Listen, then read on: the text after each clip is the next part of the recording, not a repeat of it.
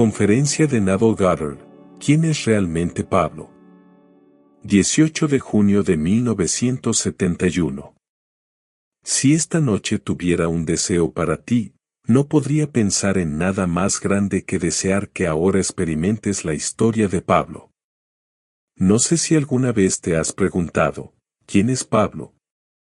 Pablo no es mencionado en ninguna obra no bíblica del siglo I, fuera de la Biblia, y sin embargo escribió muchas cartas aparentemente desde la cárcel y han sido registradas.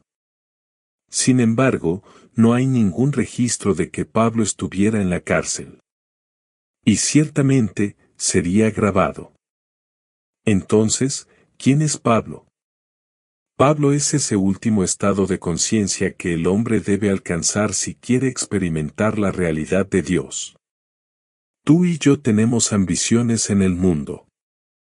Algunos quieren ser dictadores, médicos, abogados, científicos. Todo esto está en orden. Pero llegará un momento en la vida del hombre en el que se le enviará hambre, como nos dice el libro de Amós, no será hambre de pan ni sed de agua, sino de oír a Dios. La palabra de Dios. Amós 8,11. Y solo una experiencia de Dios puede satisfacer esta hambre. Ese es ese estado de conciencia llamado Po. Solo una experiencia de Dios puede satisfacerlo. Nada en el mundo podría satisfacerlo. Entonces, si deseo que esta noche tengas la experiencia de Pablo, estoy deseando que tengas la experiencia de Dios, que esa hambre final sería satisfecha dentro de ti, que realmente conocerías la experiencia de la realidad de Dios. Al final del libro de los Hechos, cuando cuentan la historia de su fin, dicen que de la mañana a la tarde les exponía el asunto, testificando del reino de Dios, y tratando de convencerlos acerca de Jesús, a ambos de la ley de Moisés y de los profetas. Y algunos creyeron por lo que oyeron, mientras que otros no creyeron. Hechos 28,23, 24. Esa es la historia. Algunos lo creen, otros no lo creen. Encontrará esto en todos los ámbitos de la vida. Ahora, Paul es quien inició el movimiento, por así decirlo. Encontró el plan de salvación de Dios y lo llamó misterio. Pablo usa la palabra misterio no menos de 20 veces. Nos dice, es un misterio.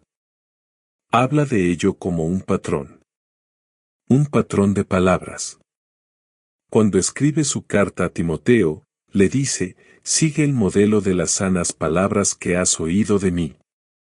Guarda la verdad que te ha sido confiada por el Espíritu Santo que habita en nosotros. 2 Timoteo 1,13, 14. Lo cuenta en su carta a los Gálatas, habiendo hablado a los Gálatas y explicado el misterio de Cristo. Luego les dice, Gálatas insensatos, ¿quién os fascinó, ante cuyos ojos Jesucristo fue presentado públicamente como crucificado? Déjame preguntarte solo esto, ¿recibiste la verdad del Espíritu por las obras de la ley o por el oír con fe? ¿Eres tan tonto? Habiendo comenzado por el Espíritu, ahora termináis por la carne, Gálatas 3:1-3.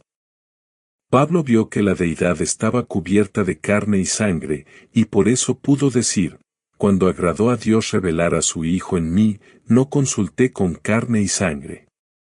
Gálatas 1:16, la mente externa y racional no podía entender la verdad revelada, porque la verdad revelada no se puede probar lógicamente. Entonces, ¿a quién acudiría y les pediría que me arrojaran luz sobre mi experiencia si mi experiencia no está dentro del marco de la mente racional? Si te cuento lo que experimenté y no hay nada que puedas hacer al respecto en este nivel, entonces ¿cómo podría recurrir a ti o a cualquier persona en el mundo y pedir algo de luz sobre la experiencia? Entonces, habiendo tenido la experiencia que solo una experiencia de Dios podía satisfacer, no pudo acudir a la mente racional, a la que llamó carne y sangre. Ahora, cuando use la palabra Cristo, recuerde que la palabra Cristo significa Mesías. En el Antiguo Testamento no se usa la palabra Cristo, pero sí la palabra Mesías, por lo que Mesías era la promesa.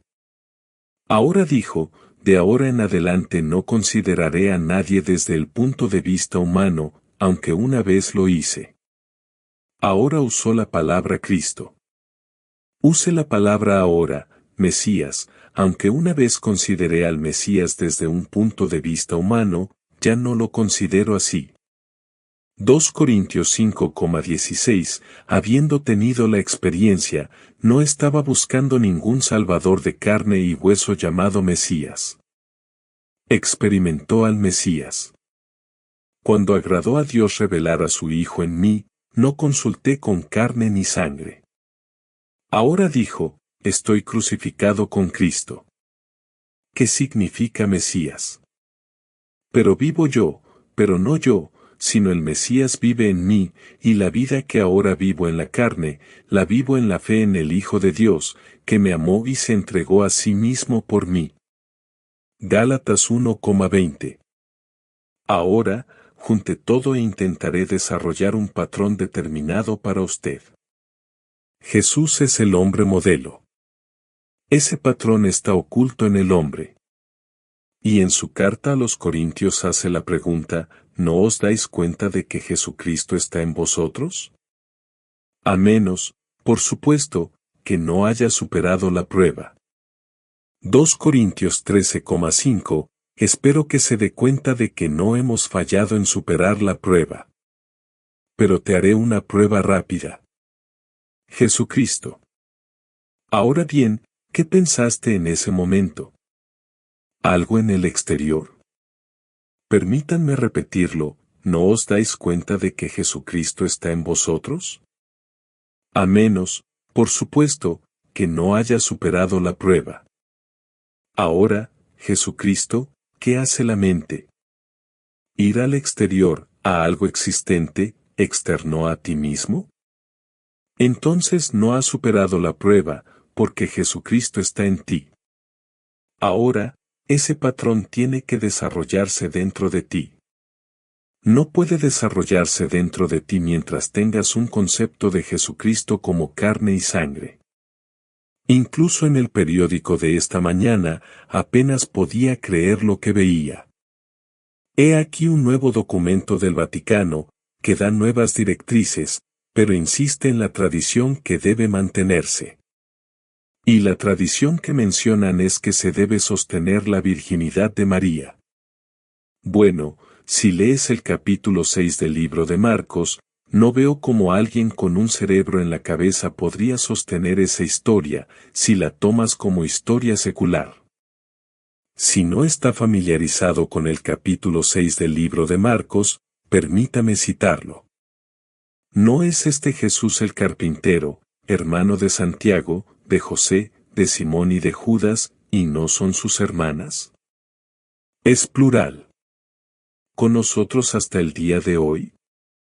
Marcos 6,3, entonces, mencionan a 6 miembros de su familia, 4 hermanos y al menos 2 hermanas, y él mismo sería el séptimo.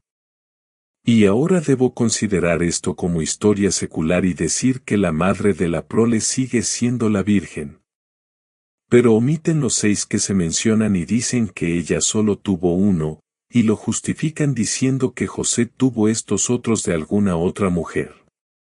Eso no se menciona en las Escrituras en absoluto.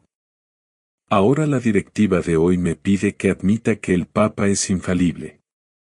Bueno, esa es la altura. Pero la altura. De tonterías. Simplemente una completa y tonta tontería. No me importa qué experiencia hayas tenido en religión, esa afirmación es estúpida. La religión no tiene nada. La verdadera religión no tiene nada que ver con la historia secular. Es la historia de la salvación. Todo se desarrolla en ti. Es todo acerca de ti. Tiene lugar dentro de tu maravilloso cráneo. Ahí es donde tiene lugar. El ser del que se habla como el Señor en la Biblia es tu maravilloso Yo-Soy. Ese es Dios. Tu propia maravillosa imaginación humana. Ese es el Señor. Un día cuando te deshagas de algún Cristo físico, algún ser físico externo a ti, haces espacio para que este patrón se agite dentro de ti y el patrón se desarrolla dentro de ti. Pablo dijo, me niego a admitir a nadie más que a Jesucristo y a este crucificado. Y Corintios 2,2. ¿Escuchas la palabra crucificado y piensas en algún acto cruel, no? No lo es. Permítanme compartir con ustedes mi experiencia de la crucifixión. Es pura felicidad. El capítulo 42 de los Salmos. O el Salmo 42, si lo prefieres. Cuenta una historia de recuerdo. Y esto me acuerdo, Salmo 42,4. Y ahora recita lo que recuerda, cómo fue con la multitud y los condujo en procesión a una casa de Dios. Era una multitud alegre y feliz. Esa noche los llevé en procesión a la casa de Dios. Lo eran en total. Yo diría. Emocionados sin medida porque estamos conduciendo a la casa de Dios. Una voz sonó mientras los guiaba, y la voz dijo, y Dios camina con ellos. Una mujer a mi lado. A mi derecha, ella respondió a la voz y dijo, si Dios camina con nosotros, ¿dónde está? Y la voz respondió, a tu lado. Se volvió hacia la izquierda y me miró a la cara, y luego dijo, ¿qué, Neville es Dios? Y la voz respondió, sí, en el acto de despertar. Entonces la voz me dijo, y solo para mí, vino desde lo más profundo de mi ser, me acosté dentro de ti para dormir, y mientras dormía, tuve un sueño. Yo soñé. Y supe exactamente lo que estaba soñando. Él estaba soñando que él soy yo. También supe que cuando él despertó de su sueño, yo soy él. Los dos dejarían de ser dos y se convertirían en uno. Él está soñando mi vida hasta despertar dentro de mí, pero cuando despierta dentro de mí, él no es otro. Despierta como el ser en quien durmió, cuya vida sueña, eso sí lo sabía. Y entonces sucedió esto. Sentí que me movía rápidamente desde esta maravillosa multitud hacia la aparente casa de Dios, y luego, de repente, fui clavado en este cuerpo con estos 6 vórtices. Mi cabeza es un vórtice, mis 2 manos son vórtices, mi lado derecho es un vórtice y mis 2 pies. Las plantas de mis pies son vórtices. Y os digo, es puro éxtasis, esa es la crucifixión. Fue entonces cuando Dios se crucificó en esta cruz, llamado hombre de carne y sangre. Bueno, nadie puede alcanzar la bienaventuranza a menos que sea generado aquí en la tierra.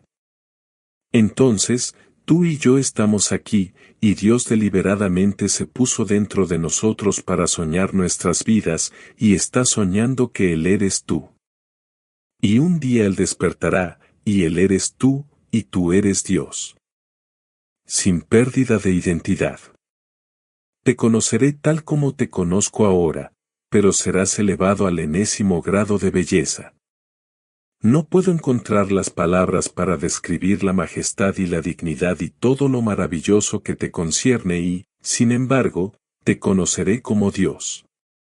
Te conoceré como Jem, a quien conozco y amo como amigo, y todavía conoceré a Jemmy como Dios. Ese es el destino de todos en este mundo. Entonces, puedes olvidar la historicidad de las escrituras a medida que las iglesias organizadas las guardan y mantienen. Pablo hizo la declaración en su famoso capítulo 13 de Enero Corintios, llamado Himno de Alabanza del Amor. El himno del amor, dijo, cuando era niño, pensaba como un niño, hablaba como un niño, razonaba como un niño, pero cuando me hice hombre, dejé las costumbres infantiles. Y Corintios 13,11. Cuando maduras espiritualmente, abandonas estas costumbres infantiles que insisten en la historicidad de Jesús y la historia secular de la Biblia. Y ese patrón se desarrollará cuando ese niño se convierta en hombre, de modo que deje de aceptar al Jesús de carne y hueso y lo vea tal como es. Es un patrón que se desarrolla dentro de un hombre como el hombre en quien se desarrolla. Y comienza con la resurrección. La crucifixión ha terminado para todos nosotros. Todos han sido crucificados con Cristo en estas vestiduras llamadas cruz. El día llegará. Y comienza con la resurrección. Te elevarás dentro de ti mismo, seguido instantáneamente por tu nacimiento desde arriba. Porque ningún hombre puede entrar en ese estado llamado reino de Dios a menos que nazca de arriba.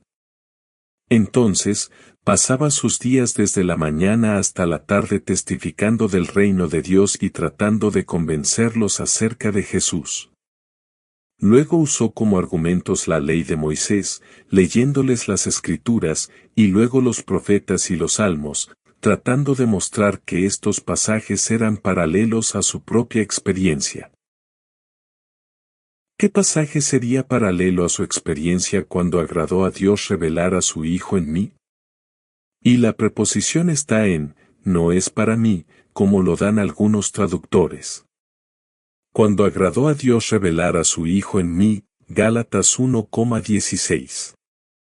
Ahí es donde Él se revela. De repente aparece dentro de ti el Hijo, y el Hijo es tal como te dice la Escritura, el Salmo 2. Y contaré el decreto del Señor. Él me dijo, tú eres mi Hijo. Yo te he engendrado hoy. Salmo 2,7. ¿De quién son estas palabras? Estas son las palabras del salmista David. Entonces, cuando Él revela en vosotros a su Hijo, que se llama Mesías, es David. Entonces sabrás quién eres, porque Él está hablando del decreto del Señor. Dios le dijo a David, tú eres mi hijo. Bueno, si ahora David se presenta ante ti y te llama Padre, ¿quién eres? ¿No eres Dios? ¿No eres tú el Señor? Bueno, te profetizo que lo tendrás. Tendrás esa experiencia en la que David se presenta ante ti y te llama Padre. Entonces, y solo entonces, sabrás que eres el Señor Dios. Todas estas cosas le sucederán a todo niño nacido de mujer. ¿Cómo sé cuándo? Déjame compartir contigo una experiencia. No creo que la dama esté aquí esta noche. Ella ha estado viniendo aquí recientemente y me escribió una carta y me dijo, no entendí tus libros. Me los regaló recientemente una señora que me llevó a sus reuniones. Solo he estado asistiendo a sus reuniones recientemente y creo que iré hasta el final. Bueno, no están aquí esta noche, pero contaré la historia. Ella dijo, anteanoche. Y su carta está fechada el 11 de junio, por lo que este es el 9 de junio. En mi sueño me encontré parado en la esquina esperando un tranvía o un autobús, y pasaron y la multitud se subió, y dejé pasar a todos. Y me pregunté a mí mismo, si al otro lado del camino, desde el edificio de apartamentos, alguien me ve parado aquí, se preguntarán, ¿qué le pasa a esa mujer? Podría haber subido a uno de estos autobuses para llevarla a su destino. Y aquí estoy, esperando. Entonces se me acercó una mujer y me dijo, el tren que estás esperando llegará en un minuto. Es un tren negro. Un tren largo, plano y negro, con asientos a ambos lados que dan a la calle. Miré hacia arriba y vi que venía un tren largo y negro, con asientos a ambos lados mirando hacia la calle. Lo abordé. Al frente vi una multitud alrededor de un ataúd. El ataúd estaba cubierto, ellos lloraban y mi atención se centró en el ataúd. Luego se desvió, porque miré hacia la calle, y aquí estaba una joven muerta. Muy muerto. Su brazo derecho estaba carcomido hasta el hombro, y estaba muerta y realmente muy muerta, mientras yacía allí. Entonces noté que los pies empezaban a moverse, y esta mujer empezó a hacer. Yo diría. De vuelta a la vida, esta joven. Entonces mi atención se centró en el ataúd, y del ataúd se levanta un hombre vestido de blanco.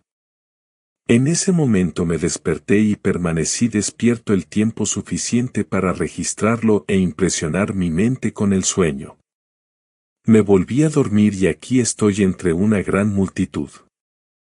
Todos vamos a escuchar a Neville, pero hay una sensación en la atmósfera de que Neville está a punto de morir, y aceleramos el paso porque queríamos estar con él si estaba a punto de morir. Entonces Neville le pone una bata, se acuesta en una zanja y luego se arrastra por un pequeño túnel, pero le parecía muy fácil hacerlo. Se arrastró por el túnel, que lo llevó a una cueva, y cuando entró en la cueva, se estiró en la cueva. Y todos nosotros luchamos por seguir el mismo patrón, así que nosotros también nos arrastramos por este tubo, y fue una lucha muy grande de nuestra parte. No fue tan fácil como lo hiciste.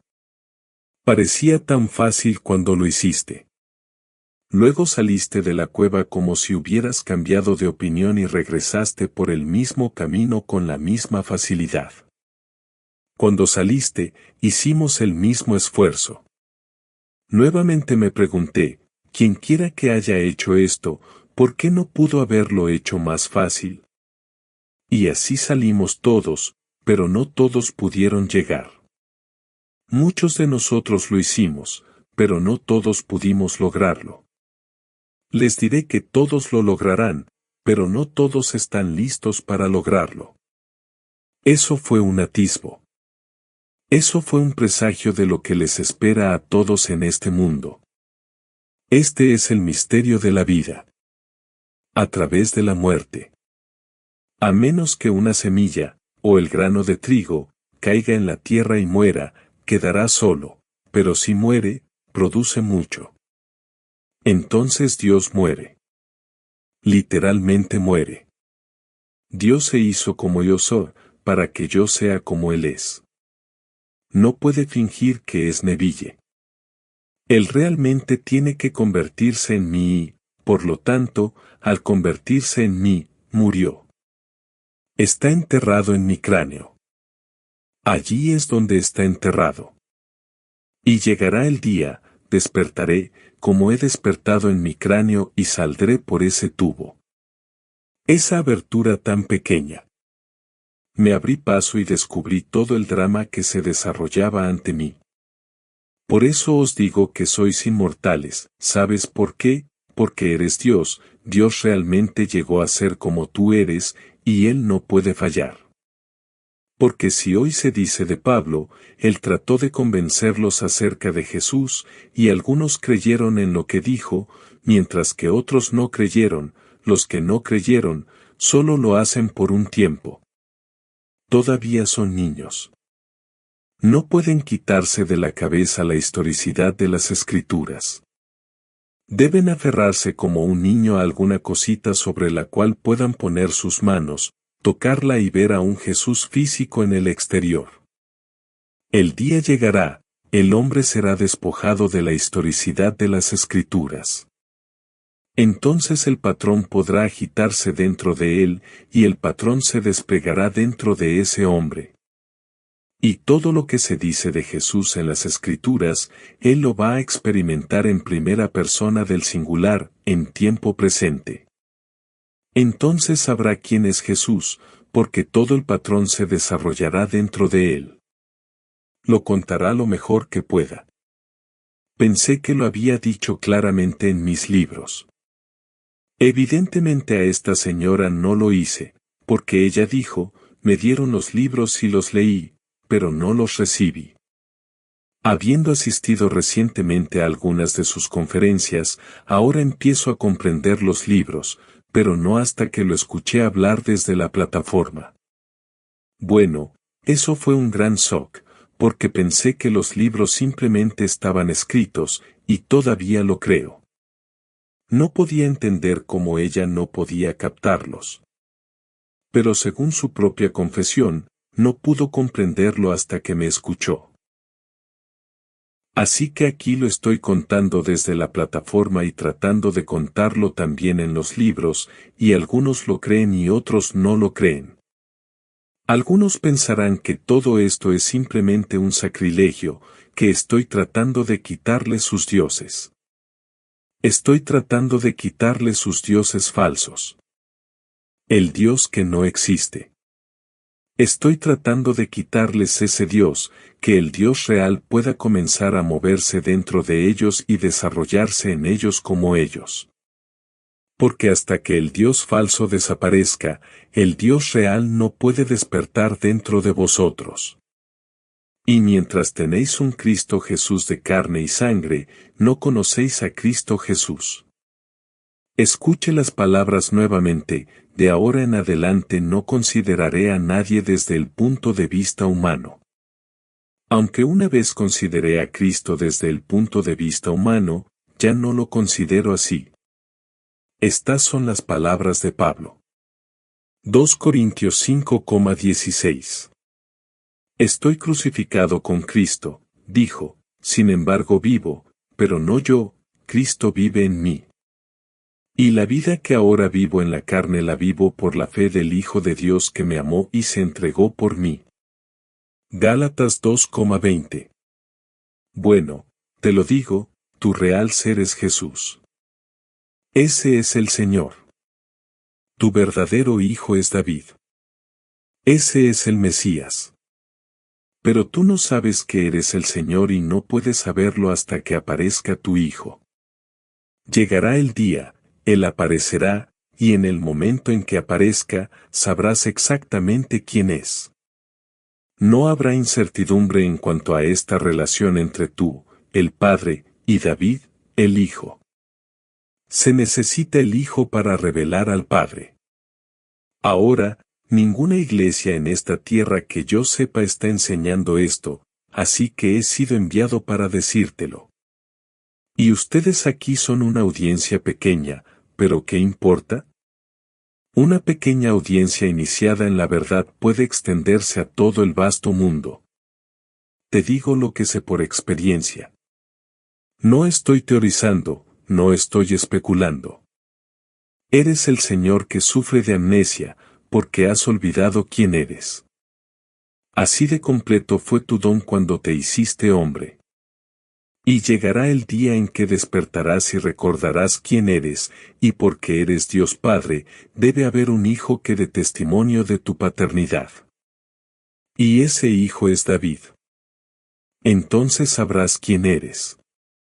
Luego, uno a uno, nos reuniremos en el ser único que es Dios Padre, sin pérdida de nuestra individualidad.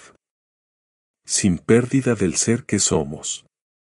Te conoceré en la eternidad, pero te conoceré como Dios. Ahora bien, aquí solo nos quedan 2 conferencias, y estas estarán en orden, aunque parezcan repetitivas. No se pueden repetir con demasiada frecuencia. El hombre olvida tan rápido. Te vas por un mes y los que creías realmente te entendieron. Cuando regresas, intentan decirte: acabo de encontrar el libro más maravilloso sobre dietas. El libro más maravilloso sobre cómo llegar al cielo de otra manera. Un amigo mío. Pensé que lo entendía. Pensé que sí, porque hacía afirmaciones extravagantes y en el último mes me envió libros de hombres que conocía antes de que murieran aquí. No debemos juzgar por las apariencias, lo sé, pero como le dije por teléfono cuando le devolví los libros, tuve el dudoso placer de conocer a estos hombres. El libro que me acabas de enviar. Ese hombre es incapaz de escribir una frase decente. Lo conocí cuando vendía acciones que no existían, y en la muerte no hay poder transformador, sigue vendiendo acciones que no existen y me pides que lea este libro? No confiaría en él hasta donde pudiera arrojarlo. Hoy no soy un hombre fuerte y él pesaba. Cuando él murió, más de 200 libras, así que puedes ver hasta qué punto confiaría en él. Y pensé que ese hombre realmente entendió de qué estoy hablando. Creí que así era. Así de engañado puedes llegar a ser cuando crees que te entienden y se van por un rato. Tal vez un año, y luego olvidan por completo el mensaje. Podrías decirles una y otra vez que tu maravillosa imaginación humana es Dios, y que no hay otro Dios, y no empieces a buscar otro Dios, y que Dios es para siempre. Su nombre es Jehová por los siglos de los siglos, y no puedes dejarlo solo. Ese es el Señor. Pero Él es Padre, y les digo por experiencia, su hijo es David. Pensé que lo entendía, porque un día me dijo que había tenido una experiencia. Bueno, sé que fue un atisbo, fue un presagio.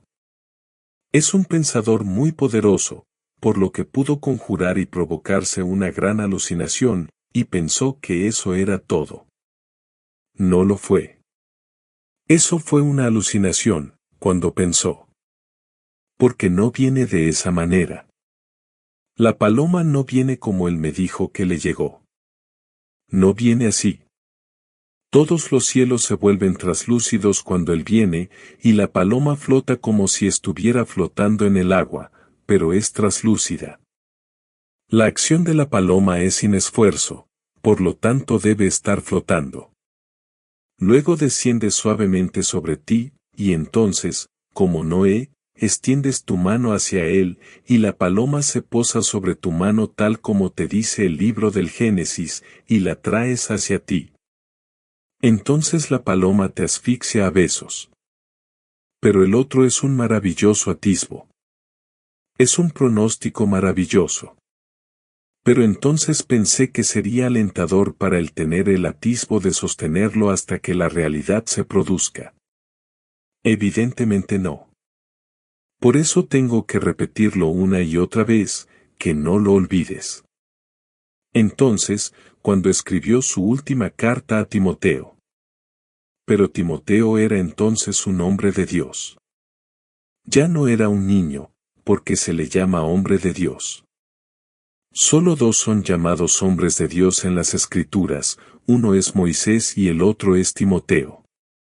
Y entonces le habla al hombre de Dios, pero aún tiene que recordarle que siga el modelo de las sanas palabras que has oído de mí.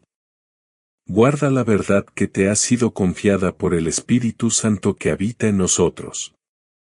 Guárdalo. No dejes que nada entre y te quite esa verdad, porque solo hay un camino verdadero hacia Dios. Solo hay un camino vivo y verdadero hacia el Padre, y es ese patrón. El patrón se desarrolla dentro de ti. Ese modelo se llama en las Escrituras Jesucristo o el Señor y su Cristo. Así se llama. Y cuando se desarrolla dentro de ti, eres el Señor y tienes un Mesías. Él está delante de ti y Él es David. Ahora, puedo cerrar los ojos en este mismo momento con la confianza de que todos van a experimentar esto. Solo espero que no te desvíen en el intervalo. Espero que realmente crean lo que les he dicho, pero sé que lo tendrán, y no es nada de lo que vieron en el periódico de esta mañana si leen lo que yo leí. Yo soy Mary. Y eso también lo puedes decir. Soy María, y el nacimiento a Dios debo dar. Si yo en la bienaventuranza por ahora y siempre viviera. No hay otra María. Ese vientre sagrado es mi propio cráneo. Esa es la cueva que vio la señora. Y entras en esa cueva deliberadamente. Voluntariamente, ¿puedo decírtelo? Y mueres en tu sueño de que eres distinto de quién eres, porque eres Dios soñando que eres John, que eres Neville, que eres Stanley, que eres Han. Estás soñando esto, y cuando el sueño se acabó, tú lo eres. Te has individualizado como Jimmy, como Stanley. Todos en el mundo. Y solo Dios, entonces, despierta, y cuando Dios despierta, nos individualizamos y somos Dios. Entonces, el verdadero templo de Dios es la individualidad del hombre, perfeccionada por el Espíritu Santo dentro de nosotros. Él viene dentro de nosotros y somos perfeccionados, y entonces, el hombre individualizado es el verdadero templo de Dios. Entonces, te conoceré. Sí, nos encontraremos en la eternidad y me conoceréis. Esta noche está aquí una señora que me escribió una carta la semana pasada. Ella dijo, Neville, estaba sentada en mi sala de estar. Mi marido tenía dolor de muelas y se jubiló. Pensé, bueno, simplemente me sentaría y meditaría. Estaba meditando en mi sala y de repente sentí la presencia de Dios. Miré hacia arriba y allí, en mi comedor. Allí estabas y sabía que eras Neville, pero también sabía que eras Dios. No había ninguna incertidumbre en mi mente. Te estoy mirando. Este es el Neville que conozco, pero sé que eres Dios. Y estabas vestido de luz. Luz dorada, y luego debo decirte, dijo al final, estabas absolutamente hermosa. Bueno, gracias, querida. Lo que sí sé es que cuando ves el ser que realmente eres, ninguna palabra humana puede describir esa belleza.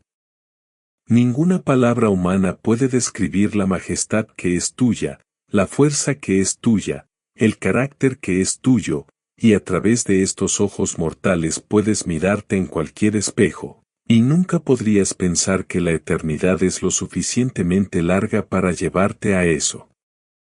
Estado. Y sin embargo, cuando esto sucede, instantáneamente eres ese ser. Así lo vio ella, como muchos lo han visto y muchos lo verán hasta que yo parta de este mundo. Y entonces muchos lo verán después de que yo deje este mundo, porque sé de lo que hablo. Toda la historia tal como se cuenta en las escrituras se desarrolló en mí, y estoy relatando mi propia experiencia. No estoy especulando, no estoy teorizando. Te cuento exactamente lo que me pasó. Y si esta señora fue testigo de lo que les he dicho que soy, muy bien. Se le dice en las escrituras que él se apareció primero a Pedro. Bueno, lo hice. Aquí no se llama Peter. Luego a las 12. Lo hice, luego a 500. No he tenido noticias de 500, pero sí tengo noticias de ellos. Luego a Santiago, luego a los apóstoles, y por último como a un nacido fuera de tiempo se apareció también a Pablo. Bueno, esa es la última etapa, cuando llegue esa. Con el tiempo se desarrollará en él. Pero en el caso de la que está sentada aquí esta noche, ella ha calificado para el cargo más alto, porque se les dice en el capítulo 9 de 1 Corintios, cuando le preguntaron acerca de su apostolado, él dijo, ¿no soy libre, no soy yo un apóstol, no he visto al Señor Jesús? Puso como requisito indispensable para el apostolado haber visto al Señor resucitado, pues confesó que nunca vio a ningún Jesús según la carne. Él nunca vio a ningún Jesús según la carne, ni lo vio nunca, dijo. De ahora en adelante no considero a nadie desde el punto de vista humano. Aunque una vez consideré a Cristo desde el punto de vista humano, ya no lo considero así. Entonces lo vio, pero no según la carne. Bueno, esto que les habla aquí es simplemente un velo. La deidad está velada en carne y sangre, y ves la carne. La señora vio lo que está velado. Y de eso estoy hablando. Tu vestimenta actual vela el ser que eres, y el ser que realmente eres es Dios. Y no hay nada más que Dios. pero mientras lo usamos y todavía somos niños. Pues bien, de niño pienso como niño, y razona como niño, y hablo como niño, pero cuando nos hacemos hombres, abandonamos las costumbres infantiles. De modo que podemos pensar de manera abstracta y no tener que tomar este maravilloso patrón y vestirlo de carne para poder comprenderlo. Por eso, cuando habla del misterio, dice, Cristo en vosotros es el misterio del que hablo. Esa es la esperanza de gloria. Les cuento un misterio, dijo. Y 20 veces utiliza la palabra misterio. Y las iglesias hablan del martirio de Pablo. La Biblia, puedes recorrerla de principio a fin y no encontrarás ni una sola palabra en las Escrituras sobre el martirio de Pablo. Sin embargo, las iglesias enseñan que fue martirizado, que tal vez Nerón lo alimentó a los leones. No tiene nada que ver con eso. La palabra mártir y la palabra testigo son la misma palabra en las Escrituras. Por tanto, él es testigo de la verdad. Pero ahora, debido a que la palabra traducida testigo es mártir, dicen que fue un mártir. La palabra es mártir, pero la traducción. El significado de la palabra. Es testigo. Dijo, he venido para dar testimonio de la verdad, cuando se presenta ante el juez y declara que su reino no es de este mundo. Para esto nací. Para esto he venido al mundo. ¿Con qué propósito? Para dar testimonio de la verdad. Esa palabra traducida testigo es la misma palabra mártir. He venido a dar testimonio de la verdad, ¿y afirman que fue asesinado? No. Les digo lo que les dije esta noche, he experimentado la crucifixión, como Pablo dijo que experimentó. Y es éxtasis. Puro éxtasis. 6 vórtices.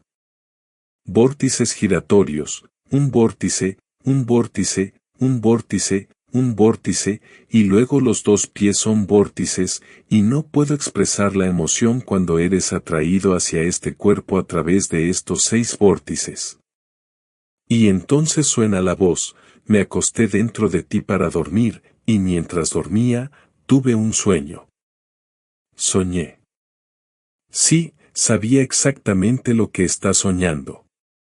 Él está soñando que él soy yo, y cuando despierta, yo soy él. Los 2 se convertirán en uno. Porque aquí estaba su emanación, pero su esposa, hasta que pase el sueño de la muerte. Y cuando ese sueño de muerte termina y él despierta en mí como el ser en quien él durmió, y yo soy él. Porque él era padre cuando se recostó dentro de mí, cuando despierta sigue siendo padre, por tanto, yo soy padre. Entonces, él se convirtió en mí, y por lo tanto ese hijo que era su hijo ahora es mi hijo. Y su hijo es David, y David me llama padre. Ese es el misterio. Te concentras en ello. Estarás tentado a extraviarte y seguir a dioses extraños. Pero apégate a ello. Os he dicho lo que sé, así que, si os sentís tentados, volved a ello. Cada vez que te desvíes, vuelve a ello. Intenta recordar lo que te he dicho. Pero no te alejes. Os suplico porque os digo lo que os espera, un gozo sin medida. Porque todos estamos destinados a entrar en ese reino llamado reino de Dios. Entremos ahora en el silencio.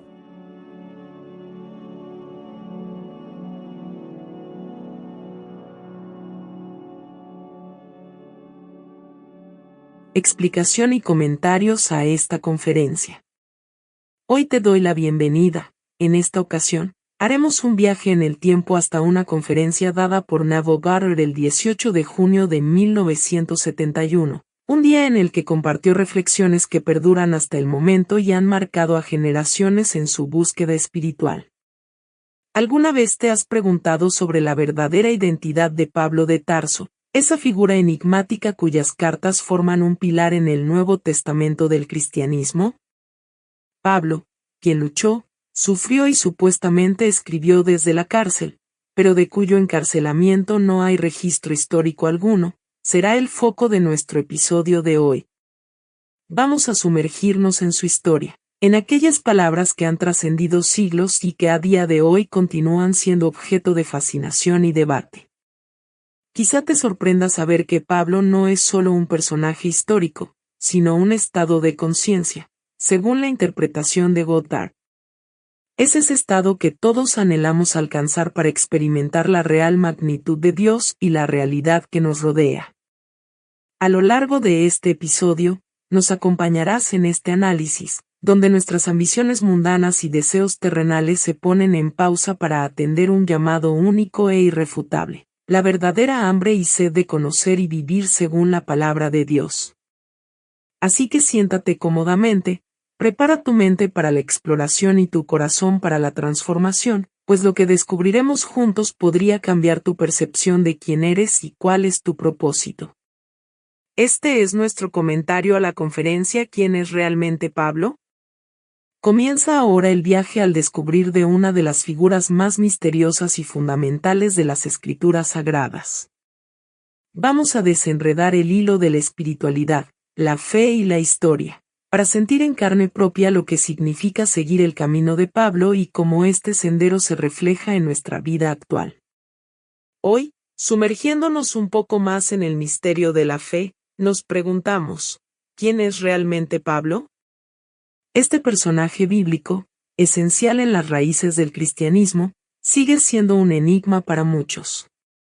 Y no es para menos, ya que, a pesar de haber plasmado su pensamiento y experiencias en numerosas cartas que han llegado a nosotros a través del Nuevo Testamento, Pablo no aparece mencionado en ninguna crónica no bíblica del siglo I. Curioso, ¿verdad? Pero aquí no se queda la cosa.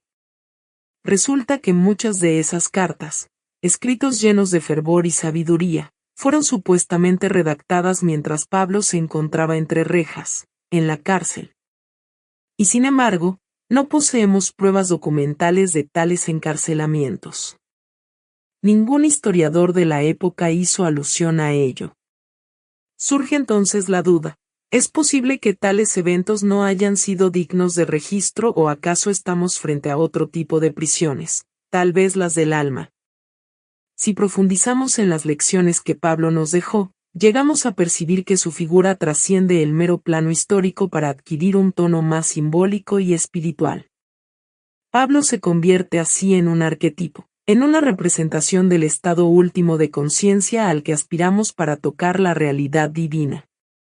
No hablamos de un santo enclaustrado en los vitrales de alguna catedral vetusta, sino de la posibilidad que habita en cada uno de nosotros de evolucionar hacia la comprensión plena de Dios.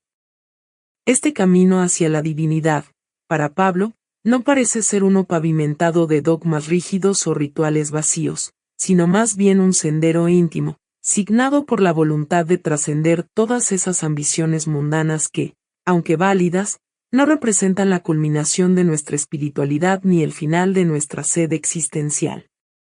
Contemplar a Pablo con estos ojos, es adentrarse en un viaje interior que nos promete el encuentro más genuino con lo sagrado, más allá de las púrpuras y los encierros que la historia o la Iglesia pudieron o no haberle impuesto. En este contexto, Pablo se erige como un espejo en el que podemos mirarnos para descifrar no solo la profundidad de su testimonio, sino la esencia de nuestra propia búsqueda espiritual. Imagina por un momento un hambre distinta, no de pan, ni de agua, sino de algo mucho más profundo y esencial, el anhelo de sentido, de trascendencia, el deseo ineludible de algo más grande que nosotros mismos. Esta es la clase de hambre que el profeta Amós menciona, pero ¿cómo se manifiesta esta hambre en nuestra vida actual? Piensa en aquellos momentos de reflexión, quizá mirando las estrellas en una noche despejada o en la quietud de un amanecer. Hay una voz interna, un susurro que nos llama hacia algo que no podemos tocar ni ver, pero que sentimos vibrar en nuestro interior. Es la hambre de la que habla Amós, no una que se satisface con alimento físico o logros materiales, sino una sed insaciable por oír la palabra de Dios. Esta hambre es universal, trasciende culturas, épocas y creencias. Va más allá de lo cotidiano, y nos conecta con la esencia misma de nuestra existencia. Es un llamado a la experiencia de lo divino, de lo sagrado. Una invitación a comprender que hay aspectos de la vida que no se explican con la razón, sino que se sienten con el alma. Y aquí viene lo interesante. Cada uno de nosotros tiene la capacidad para saciar esa hambre. Sí, porque oír la palabra de Dios no necesariamente significa esperar una voz desde el cielo. Se trata de sintonizarnos con nuestra propia espiritualidad, con ese saber interno que todos poseemos y que nos conecta con una realidad más amplia, más llena de significado. Entonces, ¿cómo hacemos práctico este concepto en el día a día? Primero, dándonos el espacio para la introspección, para escuchar esa voz silenciosa pero poderosa. Puede ser a través de la meditación, la contemplación en la naturaleza o el estudio de textos que nos inspiran. Y segundo, abriendo nuestros corazones al entendimiento de que cada encuentro, cada experiencia, tiene el potencial de ser una comunicación divina. En la risa de un niño, en la sabiduría de los ancianos, en los actos de bondad y compasión, en todo ello puede hallarse una parte de esa palabra de Dios que anhelamos oír. Querido oyente, puede que no tengas hambre de pan, pero si un día sientes esa hambre de algo más, esa curiosidad espiritual, empieza a alimentarla, y te prometo que comenzarás a vislumbrar el contorno de lo divino en tu propia vida. Hoy profundizamos en la figura de Pablo, quien parece ser mucho más que uno de los muchos personajes de las Sagradas Escrituras. Este hombre, aparentemente encarcelado sin registro de su prisión, inició lo que podría considerarse un verdadero movimiento. Un movimiento que desafía normas y expectativas, que va más allá de lo meramente terrenal y se cimenta en una promesa divina. Pablo no se contentó con seguir las antiguas tradiciones de la fe, en lugar de eso, se embarcó en el descubrimiento y en la difusión de un misterio. Constantemente repite esta palabra en sus cartas, enfatizando la idea de que la salvación es un misterio que solo puede ser comprendido internamente, a través de la experiencia directa con lo divino. Cuando Pablo habla de misterio, se refiere a algo que ha estado oculto durante siglos, algo que solo se puede entender con una revelación divina, un plan de salvación que Dios tiene para la humanidad.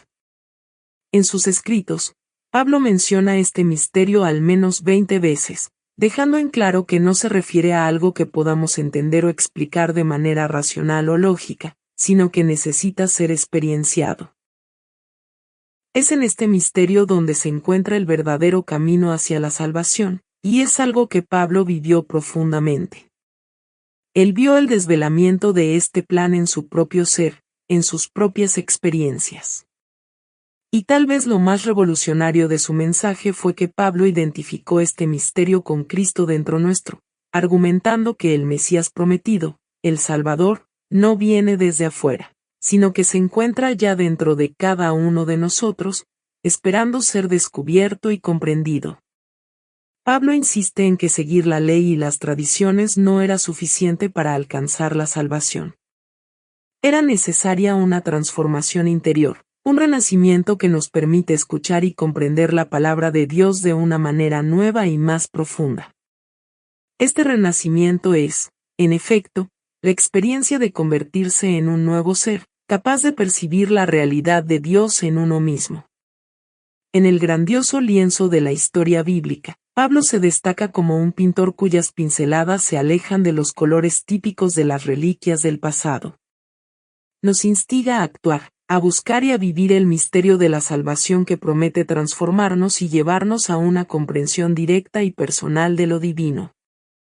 En esta reflexión sobre Pablo y su movimiento, nos enfrentamos al desafío de abrazar este misterio como nuestra propia búsqueda, como nuestro propio camino a seguir, entendiendo que la salvación es un viaje íntimo y revelador.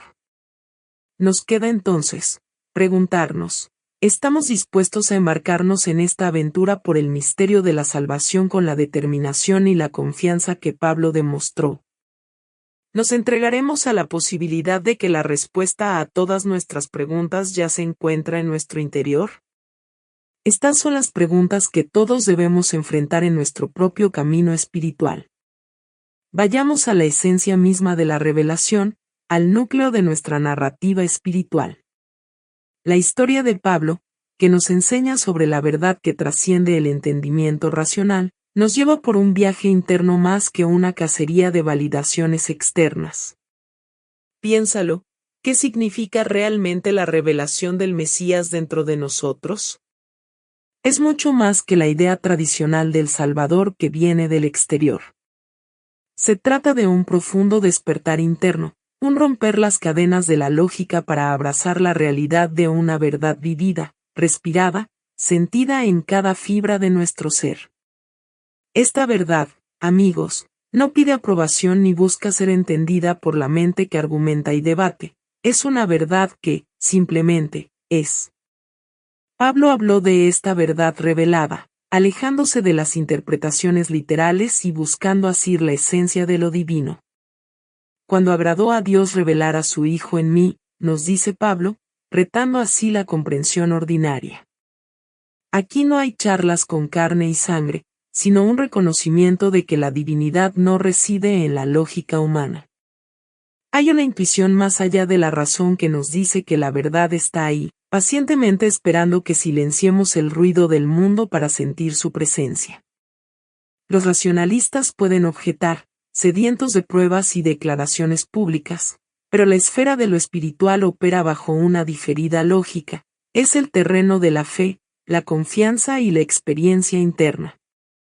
Si el Mesías es una verdad que se revela dentro de nosotros, entonces es desde ese espacio sagrado y personal donde iniciamos la verdadera búsqueda. La experiencia del Mesías es una vivencia intraducible, es cuando la realidad de lo divino irrumpe en nuestra existencia y descubrimos que, en el juego de espejos de nuestra búsqueda, hemos estado recorriendo un camino que nos lleva de regreso a nosotros mismos. Aquí, en este espacio sagrado, se halla Dios esperando ser descubierto en el santuario más misterioso y último, el corazón humano. Esa es la verdad revelada, la caída del velo que nos separa de la experiencia directa de Dios, no a las afueras, sino en la intimidad de nuestra existencia. Y tal como Pablo declaró su verdad, cada uno de nosotros está llamado a vivir la nuestra, a encarnar esa revelación que trasciende todas las barreras de la mente y se instala en la eternidad del alma. ¿Alguna vez has sentido que hay algo más allá de lo que tus ojos pueden ver? Algo que misteriosamente mueve los hilos de tu vida y te invita a profundizar en su comprensión. Esto, amigos míos, es el inicio de una experiencia profunda, una experiencia con el Mesías. No me refiero a un encuentro con una figura distante y etérea, sino a un viaje profundo y transformador que acontece dentro de ti. En este explorar místico que trasciende lo tangible, hay un fenómeno conocido como la resurrección. No hablo de un regreso del más allá, sino de un despertar. Es un renacer a una conciencia mayor, una toma de conciencia de que hay algo divino impreso en nuestro ADN espiritual. ¿Pero cómo sucede este renacimiento? Se dice que es un nacimiento desde arriba. Un concepto que en primera instancia puede parecernos ajeno, ¿acaso significa esto que se origina en las nubes? En realidad, la expresión sugiere un origen celestial, pero no en el sentido de nuestro firmamento, sino de una esfera espiritual que se halla dentro de nosotros. Es una revelación que florece desde las profundidades de nuestro ser. En esta etapa de realización espiritual del individuo, la experiencia del yo se amplía. Ya no se limita a los confines de la piel o a la narrativa personal de nuestra vida. Descubrimos que más allá de nombre y forma, lo que realmente somos es una chispa del fuego divino. En este despertar ya no es el ego el que dirige, sino una presencia más elevada, una conciencia que abarca el amor y la sabiduría de todas las cosas. y aunque en el camino nos enfrentamos a pruebas y tribulaciones, es precisamente a través de estas experiencias que pulimos la piedra bruta de nuestra humanidad, revelando finalmente la joya de nuestra divinidad. Todo esto podría sonar muy etéreo, podría parecer inalcanzable, pero te invito a verlo de otra manera. La experiencia del Mesías es profundamente personal y completamente tuya para vivirla. No necesitas buscar en lo externo lo que ya reside en ti. Con cada acto de amor, con cada momento de comprensión, estás participando en esa resurrección, en ese nacimiento desde arriba que nos catapulta hacia nuestra más auténtica existencia. Así que, ¿estás listo para emprender este viaje hacia adentro, hacia lo más sagrado de tu ser? Porque allí te espera la experiencia más sublime, el reconocimiento de lo divino en ti. Y en ese reconocimiento, te encuentras realmente con el Mesías. Y hablando de patrones ocultos, uno de los más fascinantes se encuentra en la vida de Jesús y, claro, en las experiencias de Pablo.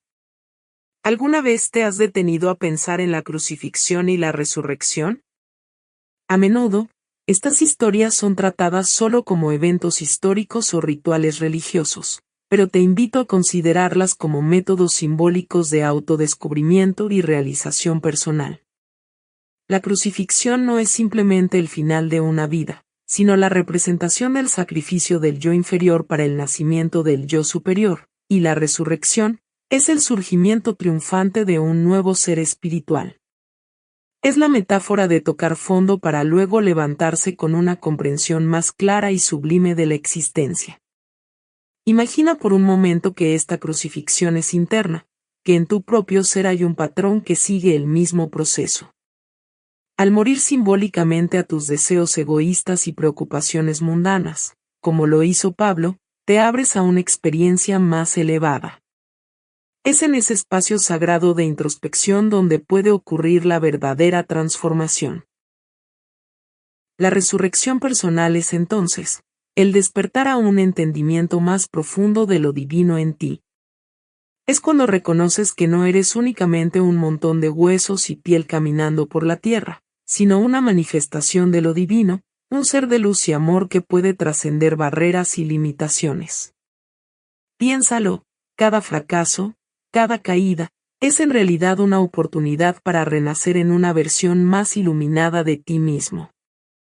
Como Pablo, cuando permites que toda la historia de tus tropiezos y victorias te enseñe, te acercas más a esa comprensión de que también tú eres una expresión del infinito, un reflejo del rostro de Dios. Entonces en este proceso, te das cuenta que no estamos separados de lo divino. Que en esencia, tú y lo divino son uno y lo mismo, y ello cambia radicalmente la forma en la que interactúas con el mundo y contigo mismo. Con cada resurrección personal, te alineas más con ese patrón oculto que te revela, paulatinamente, tu verdadera naturaleza divina. Y es aquí, amigos, donde las experiencias vivenciales cobran protagonismo en nuestra búsqueda de la verdad. Muchas veces se nos enseña que la fe debe ser probada en medio de los desafíos y las dudas. En efecto, no es extraño encontrarnos haciéndonos preguntas que desafían nuestras creencias más arraigadas, buscando señales externas que nos confirmen si estamos o no en el camino correcto. Sin embargo, ¿qué pasaría si te dijera que la verdadera prueba de nuestra fe no se encuentra en las figuraciones y símbolos que adornan las catedrales o en los rituales que repetimos sin cesar? ¿Qué tal si la verdad está más cerca de lo que imaginamos, tan cerca como nuestro propio ser? La experiencia de Pablo es un claro ejemplo de cómo la verdad divina se revela desde adentro. No se trata de buscar confirmaciones en el mundo exterior ni de depender de lo físico para validar nuestra espiritualidad. La prueba de nuestra realidad trasciende lo tangible y entra en un terreno más personal e intransferible. La esencia de Dios, ese divino susurro que resuena en lo más profundo de nuestro ser, nos llama a reconocer que somos más que meros espectadores en este vasto universo. Somos parte integrante de él, hilos de un tejido sagrado que conforma la realidad última. Atrévete entonces a mirar dentro de ti, a superar esta prueba, no con miedo o con la ansiedad de quien teme equivocarse, sino con la confianza de quien sabe que la verdad siempre ha estado allí, esperando ser descubierta. De este modo, amigos oyentes, cada uno de nosotros está invitado a sumergirse en la experiencia de discernimiento, a dejar de lado las expectativas y preconcepciones para abrazar una realidad más amplia y profunda. Una realidad donde somos simultáneamente el examinador y el examinado, el maestro y el alumno en esta incansable búsqueda de la verdad. El sendero que nos conduce de la crucifixión a la resurrección de nuestra propia conciencia es la prueba definitiva, no solo de nuestra fe, sino de nuestra auténtica identidad. Y así, paso a paso, con cada experiencia, nos acercamos más a la comprensión de quienes somos realmente en este vasto y misterioso viaje que llamamos vida. Ahora, cambiemos de tercio y adentrémonos en un tema que ha sido objeto de debate y diferencia de opiniones a lo largo de los siglos, las narrativas bíblicas y su interpretación, en especial, la figura de la Virgen María y la tradición que rodea su virginidad. En la conferencia de Neville Goddard, se insta a un cuestionamiento audaz sobre cómo interpretamos y damos sentido a estos textos antiguos que han sido sujetos a innumerables interpretaciones a lo largo del tiempo. Tomemos, por ejemplo, el relato bíblico de María y la noción de su virginidad perpetua. Pensemos en el capítulo 6 del libro de Marcos, donde se habla de Jesús, el carpintero, hermano de Santiago, de José, de Simón y de Judas, y se menciona la existencia de sus hermanas. Aquí, la narración bíblica parece presentar un retrato familiar de Jesús que entra en conflicto con la imagen de la Inmaculada Concepción de María tal y como la conocemos en las tradiciones eclesiásticas. Estos pasajes nos desafían a reflexionar sobre la manera en que abordamos las Escrituras. ¿Debemos aferrarnos a una interpretación literal que defienda la virginidad de María como un dogma incuestionable?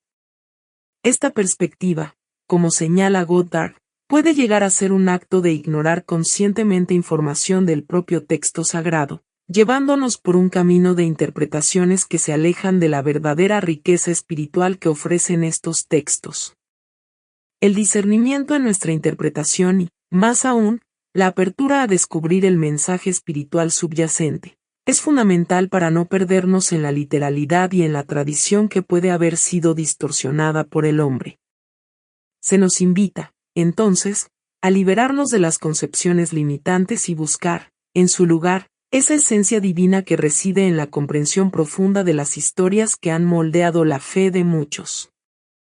De esta manera, las interpretaciones literales, aunque puedan ofrecer una estructura y una especie de seguridad en lo conocido, en última instancia, nos alejan del entendimiento espiritual que busca trascender lo mundano y unirnos con lo divino, que es el verdadero propósito de estas enseñanzas.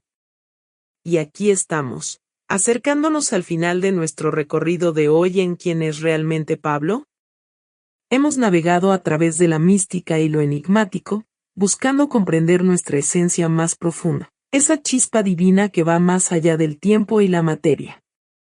Con cada palabra de Neville Goddard que hemos explorado, espero que hayas percibido esa vibración que nos recuerda algo fundamental. No somos meros mortales en una búsqueda sin sentido, sino seres inmortales en una travesía esencial de redescubrimiento. Estamos aquí para recordar y para revelarnos, para despertar al entendimiento de que cada uno de nosotros es una parte de la divinidad, que nuestra identidad eterna está entrelazada con la sabiduría universal. Nos hemos visto a nosotros mismos en el espejo de Pablo, ese reflejo de la última conciencia, ese eco de la realidad de Dios que resuena en cada uno de nuestros actos, pensamientos y deseos. Al embarcarnos en el viaje a nuestro interior, nos encontramos con la verdad intemporal, que somos más que carne y hueso, somos la manifestación del amor y la inteligencia creativa que se expande en el universo. Al concluir este episodio, te invito a llevar contigo esta idea poderosa: tu viaje es sagrado, tu búsqueda es válida y tu descubrimiento será glorioso. Y cuando llegue ese momento sublime en el que reconozcas tu divinidad, sabrás que todas las respuestas que buscabas estaban inscritas en el silencio de tu ser. Hasta la próxima, que sigas cultivando esa conexión con tu esencia, esa chispa de lo infinito que nunca se apaga. Gracias por acompañarnos en este viaje espiritual con quien es realmente Pablo. Que la paz y la claridad te acompañen, hasta que nos encontremos nuevamente en este espacio de exploración y crecimiento interior.